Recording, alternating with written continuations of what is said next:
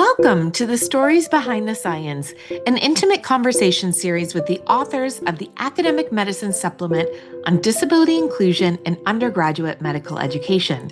In each episode, we step beyond the printed page. You'll hear directly from the authors, their motivations, the lived experiences and data that shaped their scholarship, and the futures they imagine for a more inclusive profession. These aren't just studies or commentaries, they are stories of systemic change and of a deep commitment to justice in medicine. Together, we'll explore the supplement's 6 themes: the evolving landscape of disability inclusion, the learning environment, disability at the intersections, barriers to entry and transition, new frontiers in disability research, and real-world case studies of inclusion in action. Through these conversations, you'll meet the people behind the work, their stories, their vision, and the communities that drive their scholarship. So join us as we uncover the stories behind the science, stories that are reshaping medical education and ultimately the future of healthcare. I'm your host, Lisa Meeks. Today, I'm thrilled to welcome 2 people pushing clinical training towards real accessibility. Matt Sullivan, Assistant Director of Disability Resources at Washington University School of Medicine, and Suchita or Suchi Rastogi, former MD PhD student at Stanford, now getting her MPH at UIC, and CEO of the Disability in Medicine Mutual Mentorship Program. Together with a national team of learners and disability resource professionals, they built a first-of-its-kind vetted language guide for clinical accommodations. The practical phrases and precise wording that turn "we support you" into "here's exactly how we're going to make this work."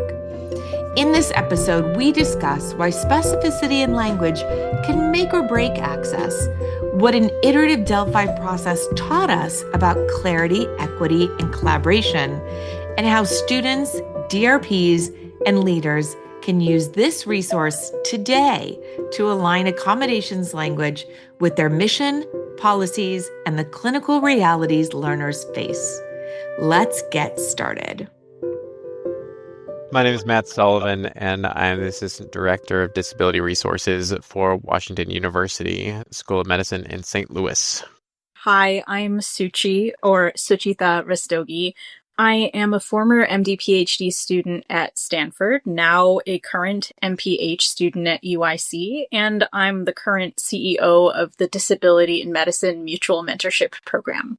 Well, I have the pleasure of knowing you both fairly well and having worked with you for several years now. And I am really glad that the rest of the listeners get to meet you and find out about your interests and what drove this paper. All right. So this series is called The Stories Behind the Science, and there's a good reason for that. It's really getting at all of the things that you can't capture from reading that article, right? What prompted the research? What were the challenges? Those types of questions. And who are you as researchers and individually that makes you really care about this work? So my first question for you is, what inspired you? Why did you pursue this line of inquiry? And was there a professional or personal story that motivated the work? From a personal and selfish lens, there's a gap in existing literature, research, and practitioner-based work out there surrounding clinical accommodations. Not only clinical accommodations as a structure itself, but the language surrounding those accommodations. When you do a broad call out within the field of disability resources on, I just need a list of accommodations. Can somebody please just share with me what exists? There's typically going to be this canned response that states, well, everything's case by case and you need to work with students on a one-on-one basis. And like, yes, absolutely. I know that. I've been in the field for over 15 years. But if I don't know what's possible or even that's been done before, that level of creativity involved with clinical accommodations cannot be or may not be where it should be. So having an example, at least for a starting point, is something that I really wanted myself, but feel is also necessary for our field in order to viewing what is the next step. How do we actually promote access and inclusion within the field? And I think the first step to doing that is actually establishing the baseline. I love that answer. And I'm sitting here thinking that's why I wrote most of what I wrote as a practitioner and as a researcher, is because I want to know, right? I want to know, and I need that resource. So that's a big driver of work. And I'm really glad that you were curious and needed this, because I do agree that it fills a gap. Suchi? Yeah, to add the student perspective to this, so I am someone who had multiple chronic illnesses that started in my early 20s, and they really came to a head in medical school. And while I was trying to navigate transitioning back from my PhD lab into the clinical preceptorship sort of world, I found the accommodations process very confusing, and the clinical training environment and its expectations were very much this big black box. And anyone that I kept asking at my institution for guidance about this also kind of found it to be a black box, and they couldn't really provide answers. And when I co-founded DM3P, the members that came to that community had similar or even worse experiences when they were trying to get their accommodations. And they kept asking me, like, hey, could you please put together a list of possible accommodations that we could at least go through?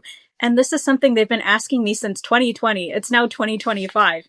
So it was something that they'd been begging for very persistently for a very long time. So I was really thrilled to have the opportunity to work with you both on this, with your perspectives, your expertise. It was really wonderful to be able to deliver a small part of what they were asking for.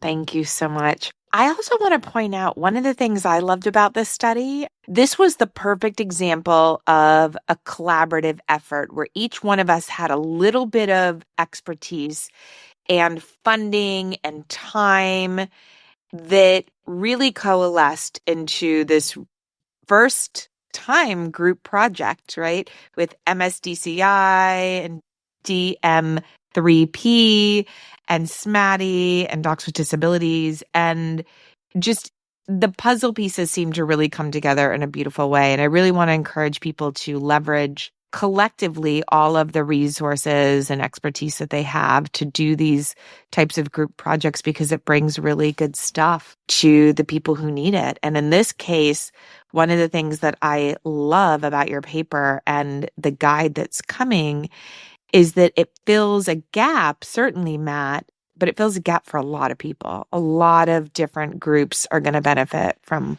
what you've created. And I know I couldn't have created it without you. It certainly wouldn't have been as good of a product as it is with the student voice as part of it. Okay. Behind every study, every research project, there are challenges and oftentimes surprises along the way. What challenges or surprises did you encounter in this work? When it came to the Delphi approach and the panels that we had arranged, this iterative nature of feedback, I would have been too naive to expect that after the first round of feedback, it would have been perfect and nobody had anything negative about the accommodations that we sent over to either the student panel or to the expert panel. But it was a surprise that every single item came back as a no, not in this form. And it's not as if they were each the worst things that had ever been written, but there were really critical pieces of feedback that came into play that was constructive and positive surprises of, well, I didn't think about it in this perspective or in this light when initially writing it, but it's absolutely true that writing it in this manner will promote more confusion than clarity.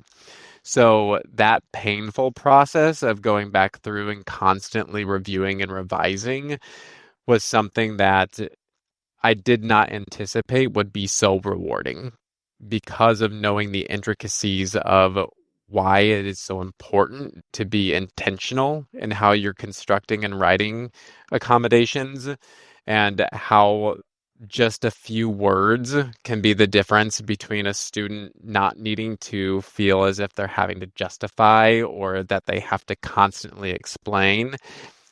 And the difference of that and being absolutely clear and saying, nope, this is what they need, this is what they should get. So those are the pieces that were really nice to kind of engage in at that deeper level. Yeah, that was really interesting, actually, because I didn't know what it was like on the DRP side, Matt. I actually wasn't surprised to find that there was so much, or I guess such a lack of consensus at the beginning. And the reason I say that is because students are generally confused a lot by what the accommodations say, and I'm hearing the stories of what didn't work a lot. And so I was sort of already primed to think that however well-meaning accommodations were worded, there were sort of miscommunications or mismatches in understanding and how implementation is translated to from these accommodations. But what I wasn't expecting out of this process was how much I learned about the norms that DRPs institute in their language. So there was a point where I think it was in the second round, you guys came up with a list of what certain terms meant. And those definitions weren't obvious to me at all. And I thought that was really educational. So the example that I keep bringing up is student will use or student requires. And the difference between those two phrases. So student will use, for those of you who don't know, and Matt might be able to correct me if I say it wrong, but student will use implies that the student has their own device or item and they have permission to use it in the clinical training environment. Student requires, on the other hand, means that someone from the institution has to provide that resource to the students that they will then use. And so understanding that provides a lot of clarity about who is going to be doing what. And that really reduces the burden for everybody involved. So that was really cool to learn about. And I'm really glad that the guide is going to define that very clearly for people. I agree with both of you. The way that different schools communicated the accommodations was fascinating to me. And then the iterative process of making the language so concrete. And I really felt like the students added such a layer of nuance to that as well, and making sure that they understood it. And I hope that the process collectively just made everyone appreciate and understand each other's roles and how important it is to work together. And I think this is something that's perhaps not happening on campuses and in medical schools. There aren't these meetings of the minds to talk things out. Things are fairly siloed. So I hope this also serves as a model for how things improve when people work together with the students. All right. So speaking of the students and actually the DRPs, I mean, we have two groups here who are so distinct and yet rely on each other so much as far as communication goes. One of the questions that I had come up with for this Stories Behind the Science was, what is the human story underneath your findings and what stands out the most to you? Now, I imagine that will translate differently for each of you for your respective roles and the respective committees that you led. What is the human story here? When people read this and they go, okay, yeah, these are the accommodations. What's the human story? Why does this paper make a difference? What stands out to me is just how impactful it is to have really properly worded, vetted accommodations language, because it's not really just about technicalities in verbiage here. It's about clarity, because the wording translates to clarity, and clarity translates to a cohesive system that really works together to support our learners. And we were just talking about how accommodations letters have certain problems with them. And a few of them actually that we didn't talk about before was, it's pretty common for letters to inadvertently word accommodations as optional, or like we said before, not being specific about who is expected to supply a certain support or resource to make the accommodation happen. And I've heard a lot of stories and have experienced myself how this confusion that results ends up burdening the learners, because it often does fall to them to pick up the pieces and make sure nothing falls through the cracks. I can give an example. So I myself had the accommodation to have time on my feet limited, and I needed to be able to sit down. And everyone was very readily willing to accommodate this.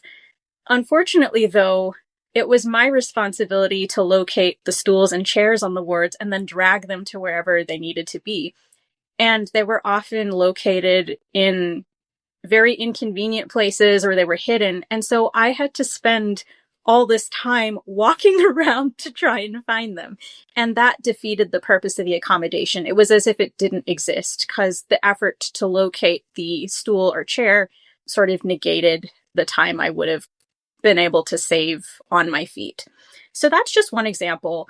Matt, I'm really curious to hear your side of it, because I'm certain that there are examples of how things go wrong on the DRP side of things too, and also the administrator side. Oh, absolutely. I kind of laugh at it because things going wrong is a typical. I would say that's probably more common. There are always things that could be done differently and ways we work to improve practices. When it comes to this research and kind of the stories behind it, Lisa, I'm not sure if you recall, but I sent you an initial draft of this work June of 2023. So a year before we even started this research paper, because we knew that there was this gap in understanding even at that time. We've known for a long time, but trying to get it somehow out to the masses. So we began it then. And around that same time, I did an initial outreach to just our circle of colleagues to saying, okay, I'm trying to consolidate some clinical accommodations, what exists, what do you use at your school? And one of my colleagues had a call with me and they said, I'm actually really embarrassed because I have not worked within the clinical realm needing to formalize accommodations at the same level as other people. And I really don't have examples to share. And that has stuck with me because that is the person who needs this information. It's not something to feel embarrassed about or shame intrinsically about, but I think when we work in this field, we feel as if we should automatically know how to support students or what's available or the exact right answers to give. And the truth is we don't. And the real core behind being a DRP isn't that we have the right answers, is that most of us are just really good at finding them. And the challenge with this work is that regardless of how much we looked, there is some stuff out there. There are some really good articles and chapters that exist. Suchi, you and Zainab had uncovered those within the lit review. But the truth of the matter is that there was no consolidated place where individuals could go to actually find what exists. And that's where I think of that interaction I had with my colleague. I think of my own experiences of just feeling as if what exists and not being able to find it and feeling lost because I typically am good about finding the answers, but being in a place where I couldn't find them because they weren't publicized and how scary that can be. And wanting it to not be scary for the DRP because then there's a student on the other side of that table who is also scared and filled with uncertainty and not wanting to be like, yeah, me too. That doesn't help anyone. So the more we can get this work out there, we alleviate that stress and that fear that the DRPs experience so that they can be the competent resource for the students who they're allowed to be afraid and scared because they're in their medical education and everything is new. Whereas for us, now that this content and information is out there, hopefully it can create some stability and structure just to help promote understanding and awareness. Yeah, Matt, what you said, it really reminds me of my very first meeting with my DRP. I think I might have been her first student in medical school. And so I asked her, basically, I don't know what the words are like. Could you please give me a little bit of context about how accommodations could play out in those settings? And she said, I'm sorry, I'm not familiar with the words at all. We're going to have to learn together. And based on what you said, it's clear to me that she must have felt all those emotions that you were just describing. Yeah, and it's hard to admit it, but it's true. Like even the most expert of us in this field, and I sometimes I will put myself in that bucket and sometimes I will not because there are experts I do look to and colleagues I look to saying, "Oh, they have the answers." But I've also had really candid conversations with them when they're in circumstances of like, absolutely not. I have no idea how this is going to be accomplished. And thankfully, even at my institution, when I feel that way, I'm able to lean on the program and my incredibly talented deans. But yeah, I don't think there's enough of this kind of communicated vulnerability in our field because so many individuals feel as if they should have the answers, even if they don't. I don't think that the average listener even understands what a DRP does. So I really appreciate the additional context, Matt.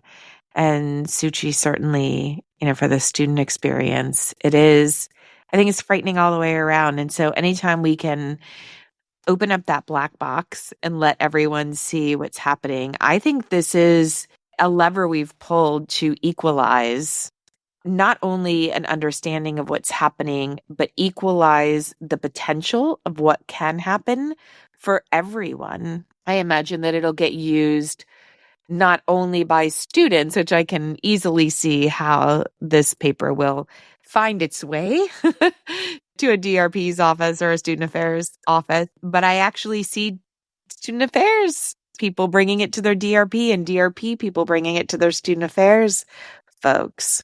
So I think it's a very impactful paper.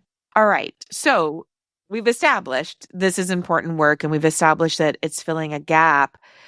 What do you want the readers of this paper and now the podcast listeners to do? And how do you want them to apply your work in practice? I know we want the podcast listeners to stop listening to the podcast when it's complete and go straight to the paper and read the paper. However, what do we want them to do after that? I would like DRPs when they're looking at the paper, even if they don't have any students who require or need clinical accommodations, even if they've never worked with students in medicine. So even for individuals who are in health sciences or who work in parallel programs, I want them to be able to pick up the paper and start using some of their transferable skills to saying, okay, in what scenarios would this accommodation potentially be applied? How would I get to determining whether or not this was one, reasonable or two, necessary? And start to situate themselves in that manner. Because the one thing that I know for sure is that these accommodations, even if you've never worked through them or needed to approve them at this point in time, if you work in the field long enough, chances are very high that eventually you will have a student who uses a wheelchair. You will have a student who is deaf. You will have a student who has a chronic condition that either may require them to step out of the clinic for a day to address disability-related needs, or potentially have ongoing appointments where they need protected time to go to those appointments and then return. It's a fact of life. Disability is a human experience.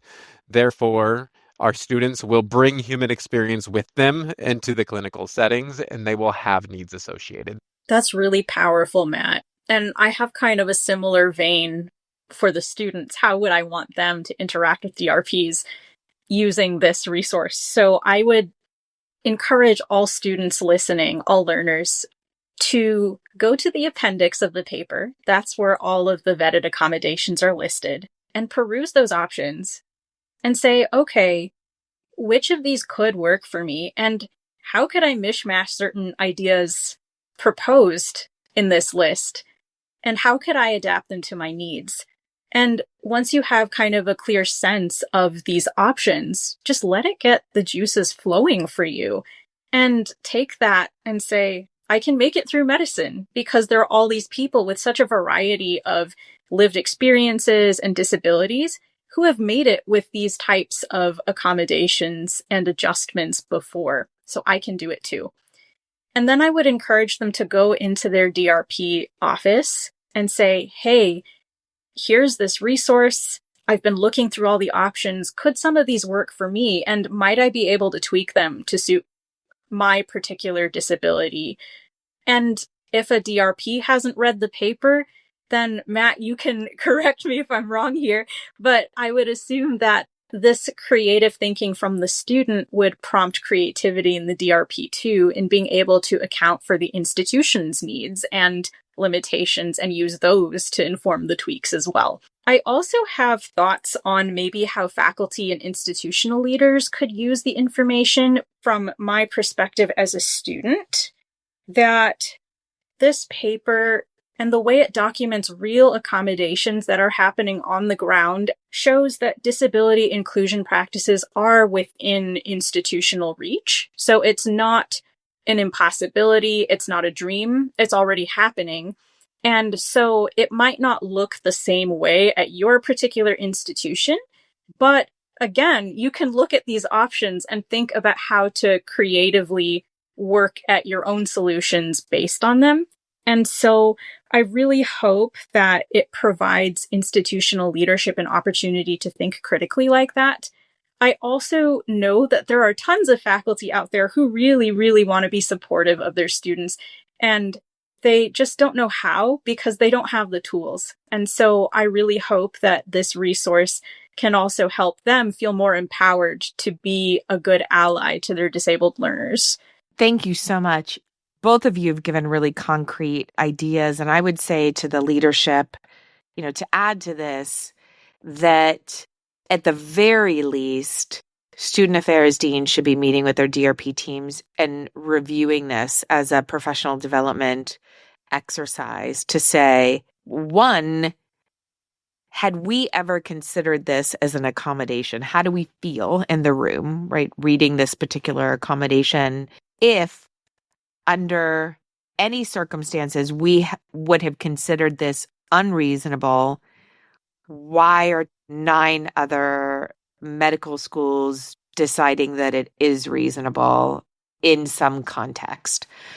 So while certainly what Matt was saying about it's a case-by-case basis, the evaluation that we're doing with students, yes, and if there are a lot of accommodations being approved by a number of schools, we have to ask ourselves why it wouldn't be reasonable in our context.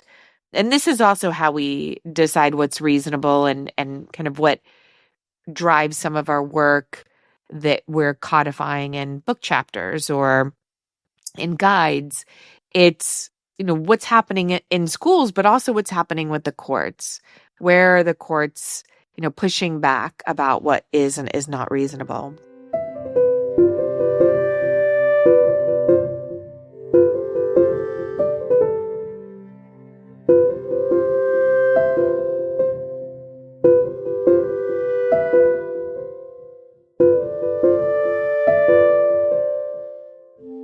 Trying to think of questions that really get to the stories behind the science and the real things that people go through as they're doing research.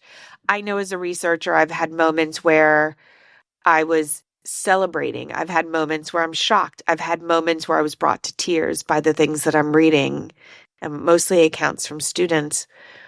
I'm wondering if there was a moment in the research process or in the writing process that shifted your perspective on disability in medical education or left a lasting mark on you. We're going through that iterative process for the accommodation language itself. I am somebody who I've worked in this field for over 15 years. More than a decade of it has been within health science and medicine. And I've always felt behind. I've always felt as if, oh gosh, there's more we could be doing within the clinical setting. There's more that we need to do to support students. The accommodations I'm approving and providing, something's missing. However, when we got the feedback from the panels, there were some comments that were very clear from the experts, but there were also comments that were very clear from the student panelists. And for accommodations that seemed so natural and necessary on an ongoing basis that I would probably classify as more typical, were accommodations that some of the individuals were responding back saying this would never be available at my institution, or this isn't something that could be provided in any circumstance. And it just made me realize that clinical accommodations still are not common components, or I guess, for lack of better words, no-brainers, so to speak, of just like, yeah, of course they exist. I would like to think in medical education, when it comes to disability support in this student population, that people would just automatically assume that, yeah, clinical accommodations exist, but that narrative is not present to the extent that I even assumed it was. And I think, in fact, it's probably less present than we actually are aware of. And that's what was really enlightening to me. And I'm hopeful that this paper will address that. But it's something that still sticks with me, that there is still this experience from individuals within the field throughout the nation who are at their institutions thinking clinical accommodations still aren't something that we should be doing or can do. So it's not even a should. There were comments that were, we can't do it, when it's like, oh, this is super simple, actually, and it is necessary, and it is an accommodation. So those were some of the pieces that came to my mind. Yeah, Matt, I feel like my comment gets at similar points to yours, but from the student perspective. And I don't know, sometimes I wonder if I'm reaching an opposite conclusion, because I came in from a very grassroots perspective. And so I was hearing stories of students getting denied and, learners at other higher levels also getting denied. And my assumption then was all denials were from ableist reasons. And so it was by working with you and Lisa that I realized not all the denials come from ableism. Some of it really does come from institutional constraints and from constraints imposed by the curriculum. And some of those constraints are valid.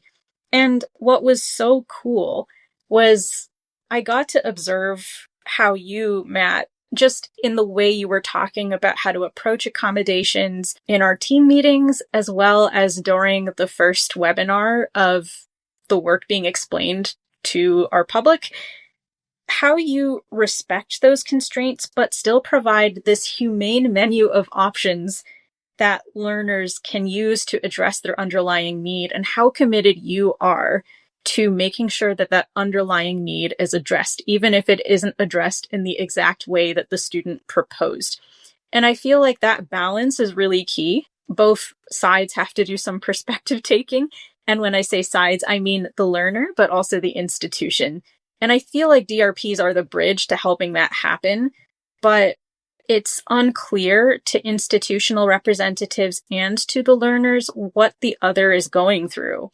And so it was really cool to be able to use this project to do some perspective taking on my part and see what institutions have to consider.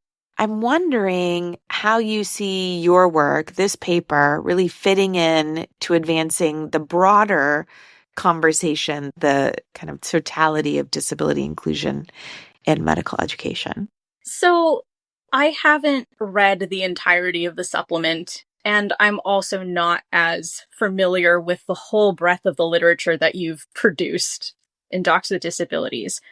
But from my perspective on what I've been able to read so far, the literature before the supplement does a really great job at highlighting the inequities and the disparities that people with disabilities in the health professions, whether they're learners or otherwise, what disparities are they regularly facing in their work and training and the impact it has on their professional lives. So it's really great at characterizing the problem. From my perspective, the supplement adds to this, and it takes things a step further by starting to propose actionable solutions. Our paper, I think, adds to the solutions-oriented approach because it provides a really practical, concrete resource to bring about inclusion. And this is specifically by providing examples about how to adequately or properly articulate accommodations for learners.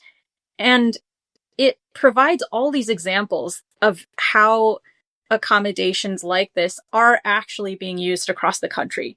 And so it's meeting a very specific and dire need. There are many other actionable ways to promote disability inclusion, but figuring out the whole accommodations process and giving people tools to have those accommodations in hand, that's a really dire and also specific need that many people ask for first when coming to the disability inclusion and health professions space. And I'm going to hop on board to that as well, Suchi, because the term you're using and being this actionable aspect in this grand scheme of the supplement, I think is so crucial. And I appreciate you really reinforcing that. I have not read the entire supplement. The reason why I have not is because it is such a comprehensive work within the field that hasn't existed before. And I think, Lisa, when you first started talking about the supplement and that you were editing this new venture within academic medicine, and my brain, for some reason, like, oh, yeah, that'll be great. It'd be like 7 articles, and it'll be really nice, and it'll be really good to have as a solid resource as a professional. And when it came out, I did not understand the gravity of what was happening.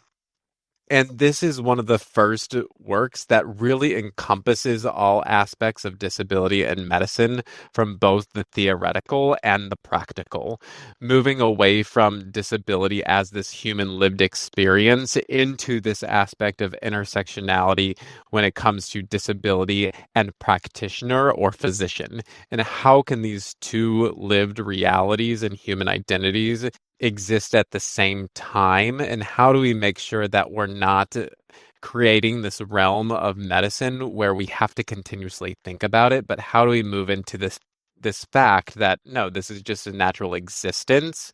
Right now, where we are is that we are solidifying this research base so that these questions can continuously occur, and hopefully in 10, 15, 20 years this research will be outdated when it comes to this practical, actionable aspect of clinical accommodations for disabled learners. I hope in 20 years, this is the worst piece of work that exists in the field. I hope that because how I envision this supplement being the diving board for the future is that everyone expands upon it. Everyone creates these universal designed constructs, but also that even if not universally designed, individuals feel empowered and equipped being able to implement these supports to allowing learners to have access within both the didactic components of the program, but specifically and especially within the clinical constructs that they will experience throughout education. So I don't say that it's horrible now. I think it's really actually game-changing work that we have done with promoting these accommodations in the manner that we have done it. But my wish is that in 20 years I can look back and say, that's really not great. And I hope to be able to say that because the work that exists at that time is so spectacular, it puts this to shame. Yeah, I agree. Like, to be able to look back and say, yeah, that was really basic. We've come a long way now, and we can talk about things in a much more sophisticated and comprehensive way. That would be the dream. This has never been done before. And that's what blows my mind is that since the legal foundations of the ADA in the 1990s, this is the first time this type of work has been done. This is pivotal, necessary, and critical work. And it's so fantastic that we get to live and be a part of it and kind of experience it to this nature. But it just creates this hope within me that if this is what can be done now, if it continues and if new individuals start to adopt it and take it over and really run with it, that it can only be better as we move forward. So we want my work to be irrelevant and basic. Okay, moving on. Well, I mean, it's not now, so it's always my goal to be worked out of a job. I hope 20 years from now, people are saying, of course, I don't know why would this, I hope nobody's bringing these articles into a DRP office or into a student affairs office in 20 years. That would actually be tragic. You're right. And I do, I appreciate the work where it was when it was there, but there are things I look back on now and I think, oh, I didn't say enough. I didn't push enough. But we have to move the needle in a way that's responsible and that is digestible so that the actual movement is sustained movement so that we don't slide back. Okay. I love to cheerlead people and I love to give people the opportunity to cheerlead others. I'm all about recognizing the people who helped you get to where you are. And I know for me, I've been saying, sometimes it's a reviewer number 1, reviewer number 3, and I don't know their names. I don't know who they are, but they planted a seed, right? There's someone or something that helps either with the idea generation or catalyzes you being able to do it. Like, I know I'm really grateful to you and Zainab for saying there's this grant. And Matt and I had been sitting on this work saying, oh, we got to do this, we got to do this, we got to do this. But having funding to do it and a timeline and responsibilities, really helps. Who were your cheerleaders? Who behind the scenes, they don't have to be authors, they don't have to even be in medicine, but who helps you get inspired to do the work and to do the work? And who are your cheerleaders?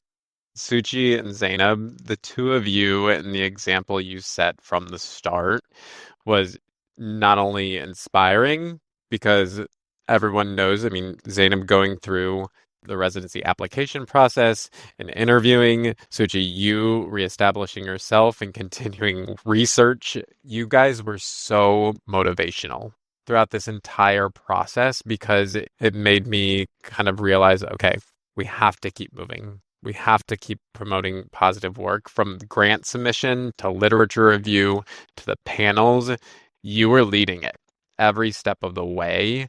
And that leadership was so strong and made me feel as if I was a part of something, but also as if I needed to step my game up. But in addition to that, from a practitioner side, Grace Clifford, one of my close colleagues and collaborators who works for David Geffen School of Medicine at UCLA, she was someone there with me the entire time. And then also I would be completely remiss if I did not thank my own institution. So WashU and St. Louis School of Medicine, my colleagues and the deans I get to work with on a daily basis in medicine who constantly challenge me, asking incredibly poignant questions that make me reflect about my practices.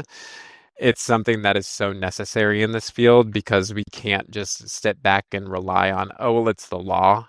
Because ultimately that's not always the correct answer when it comes to disability and compliance. Sometimes it is nope, here is the thorough aspect of work that's been done to get to this conclusion. And also sometimes it opens up the door to saying, no, it's not the law, but this is what's right.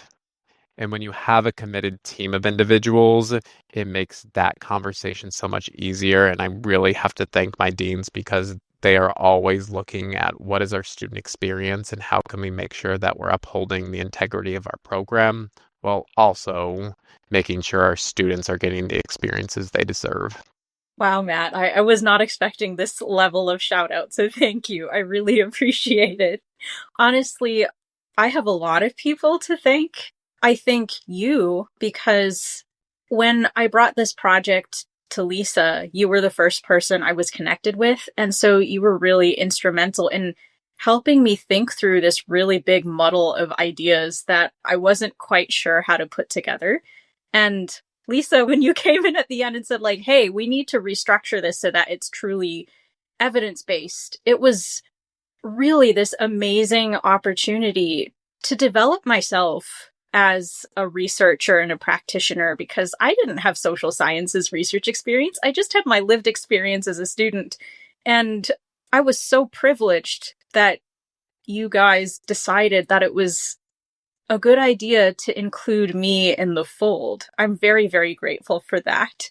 And Zainab, I consider her sort of like maybe she doesn't know this, but she is sort of my big sister in the disability inclusion in medicine space.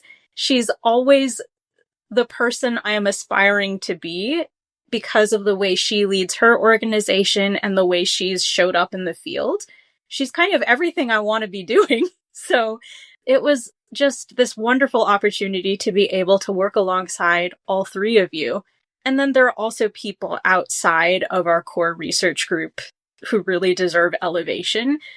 I think top of the list is the community of people who come to DM3P meetings, because they're the ones who kept motivating me to work on accommodations. Sometimes as an organizer, it gets very overwhelming to think about what could be possible, because we too get stuck in the mud, and it's sometimes difficult to dream when there are all these organizational responsibilities in addition to our own professional ones. But they kept asking for an accommodations database. And while we couldn't really deliver a whole database to them, this was a really important step in the right direction. And they were really responsible for me coming to you guys and proposing that we use the money for this purpose. And then there are also the people who were on the Delphi panels. They were awesome. So I got to know a few of the students. I didn't really get to know the inclusion leaders, but I did get to see some of the comments offhand after we had all submitted our rounds. And that was a really great learning experience. I'm really grateful to them for pouring their expertise and their passion into the work, because it really created a much better product. So it was really cool. That's awesome. And, you have really good communities, and I would endorse the Grace Clifford love and the Zainab love as well. It's just a really good group, a group that had enough of a pre-existing relationship that there was a lot of trust, that even in the times when it was hard, when we were going back to the third round, right, that we had to trust the process, and you had to trust the experts, and everyone was anonymous to one another behind the scenes, right? All the feedback. And you just had to trust that people would take it very seriously. And I know we all know they did, because there were lots and lots and lots of feedback. And I would want to thank the committees, the learner committee and the DRP committee as well. Lots of great people on those. We're at our last two questions. If you could leave trainees, faculty, or leaders with one take-home message from your paper, what would it be? When it comes to this work, I think the one take home that I really hope individuals keep close to them is that access is not one individual's responsibility. It is truly a team component that does include the student, the faculty, the DRP, and a community that sometimes even goes beyond the institution. I know that even from the work that we were doing within the Delphi panel and my colleagues who are so instrumental in this work, who I neglected to provide appreciation to previously, but all 9 of them, there are 9 of us total, going through these accommodations and constantly reiterating and revising. This work would not exist without them. So it's not just about your immediate team at your institution, but this network is so broad. And when you start to feel as if the weight is only on your shoulders, take a step back and start to bring people into the process, because when it comes to access, it is a team sport. We have to make sure that we're always crowdsourcing and bringing individuals in, because that's how we can move forward.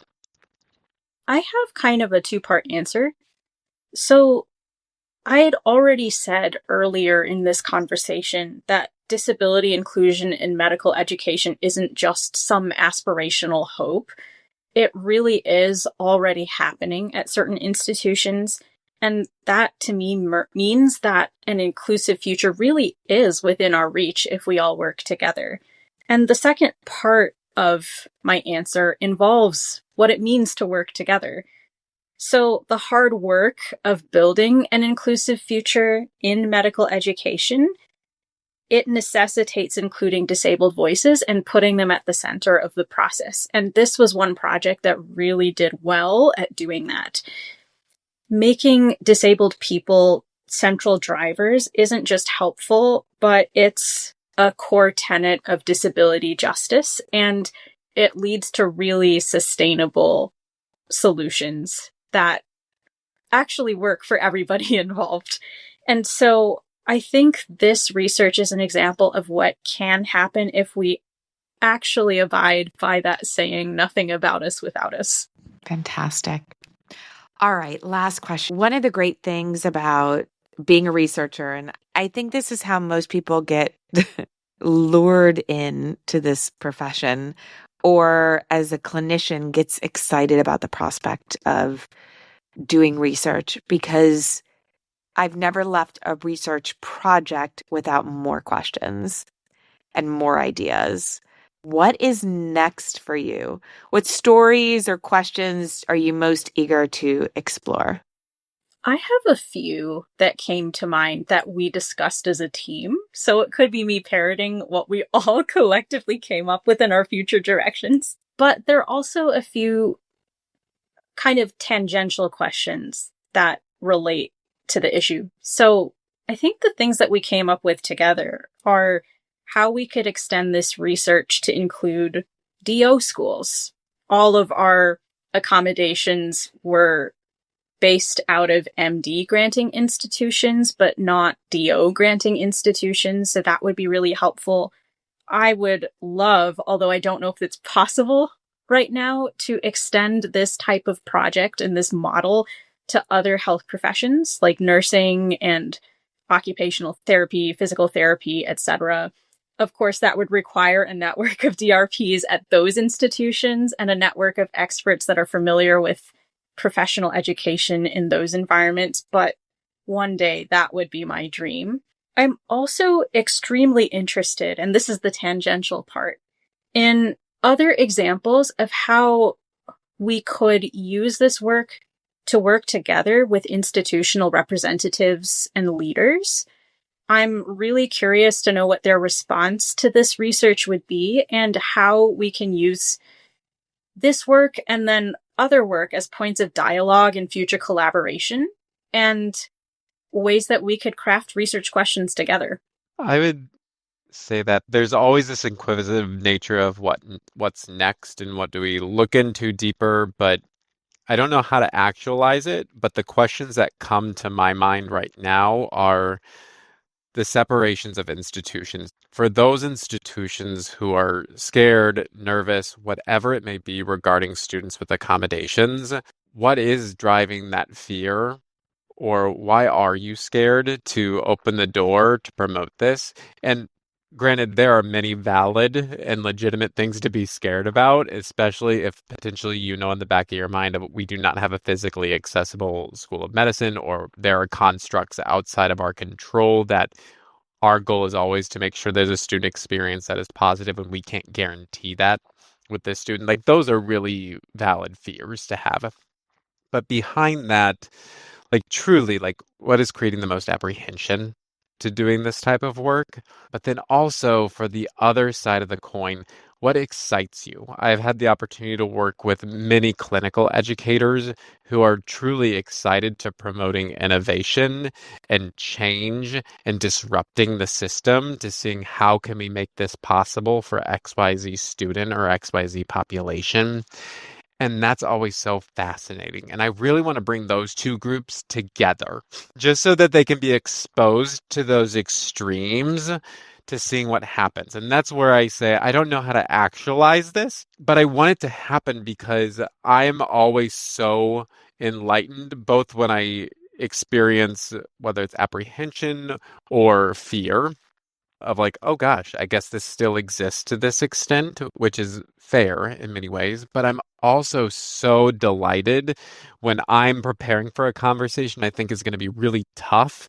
Like, okay, well, I have to make sure that I have my bullet list of all the things to go through. And then I walk in the door, and then the clinical director said, oh, yeah, no problem. We can do this and this and this and this, or we could do this. What do you think is needed? I'm like, well, I guess I got to move to page 9 of what I was going to say because this seems to be much more of a let's be innovative type of conversation than a tell me what I have to do and tell me why I have to do it type of conversation. But I want to bring those two groups together just to seeing if there could be a change of heart or perspective or thought or just approach to medicine. Yeah, I agree. The dialogue between different stakeholders, different institutions, so that there isn't siloing and somehow turning that into a research question would be so cool and so innovative and really impactful. I don't yet have all the research training I would need to devise a strategy, but it's something I'd like to it's something I've been thinking about in my own work within the mentorship program. Thank you so much for sharing your story behind the science and helping our listeners understand all of the work that goes into developing a paper that they don't understand or don't get just from reading that paper. It's been an absolute pleasure. Thank you so much. Thank you. Thank you, Matt and Suchi, for a thoughtful, candid, and genuinely energizing conversation. Today's discussion reinforces a simple truth. Access isn't abstract. It is embedded in the words that we use and the systems we build to communicate accommodations. Clear, vetted accommodations language turns our intentions into proper implementation and support for all of our parties. This work and the guide behind it map concrete gaps and immediate opportunities for medical schools to translate their values into practice for current and future students. One small action you can take this week.